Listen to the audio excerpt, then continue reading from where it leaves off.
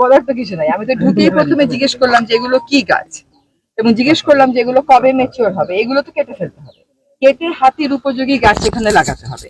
এটা যদি ডিসি সাহেবের খাস জমি হয়, আপনি আমাকে এই খাস জমি দেবেন, আমি এখানে হাতির উপযোগী বনায়ন করব। সরকারকে আলাদা আলাদা করার সুযোগ নেই, কিছু ডিসি কিছু বন্ধু এটার করার কোনো সুযোগ নেই।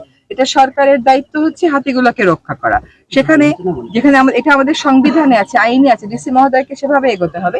এবং এই একাশিয়ার আকাশমণি আপনারা দেখেছেন যে পরিবেশ অধিদপ্তর বন বিভাগ ইতিমধ্যেই নিষিদ্ধ ঘোষণা করেছে। এখন এগুলো ম্যাচিওর হোক না হোক এগুলো কেটে ফেলতে হবে, কারণ হাতি মানুষের দ্বন্দ্ব যদি আমাকে কমাতে হয়, আমাকে তার হাঁটার জায়গা, তার খাওয়া দিতে হবে। কেমন সময় লাগবে এগুলো কাটতে?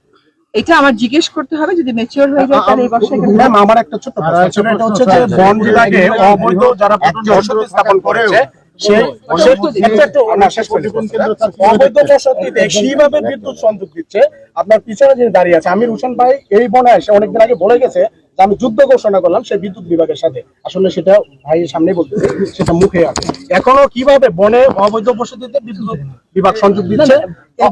অবৈধ দখল যদি 1% হয় আমি মানতে পারি যে 1% হয়েছে আমার অজ্ঞাতসারে, 15% হলে আমার অজ্ঞাতসারে হয়েছে, তো আমি বলতে পারছি না। আমরা সকলেই দেখেছি। এখন একটা পদক্ষেপ নেওয়া হবে, আমি বলেছি যে দখলের এগেইনস্টে 0 টলারেন্স, কিন্তু এটা আগামীকালই আমি শুরু করতে পারবো এটা আমি বলতে পারছি না, কিন্তু এটা হবে। আমরা যতটুকু পারি দখল।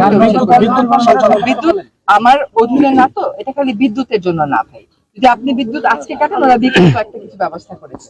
এটা বিদ্যুতের জন্য শুধু না, বিদ্যুৎ is one of the factors, কিন্তু এটা দের আর আদার ফ্যাক্টরস ইনভলভ। যে আরেকটা প্রশ্নের বাদ লাস্ট,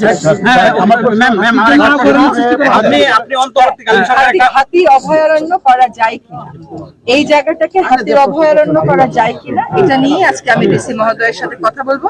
এই জন্যই আমি আজকে ডক্টর রেজাক খান, উনি দুবাই জু এবং দুবাই সাফারি পার্কে, আপনারা সবাই ওনাকে চেনেন, প্রায় সময় ওনার লেখা দেখেন, ওনাকে সাথে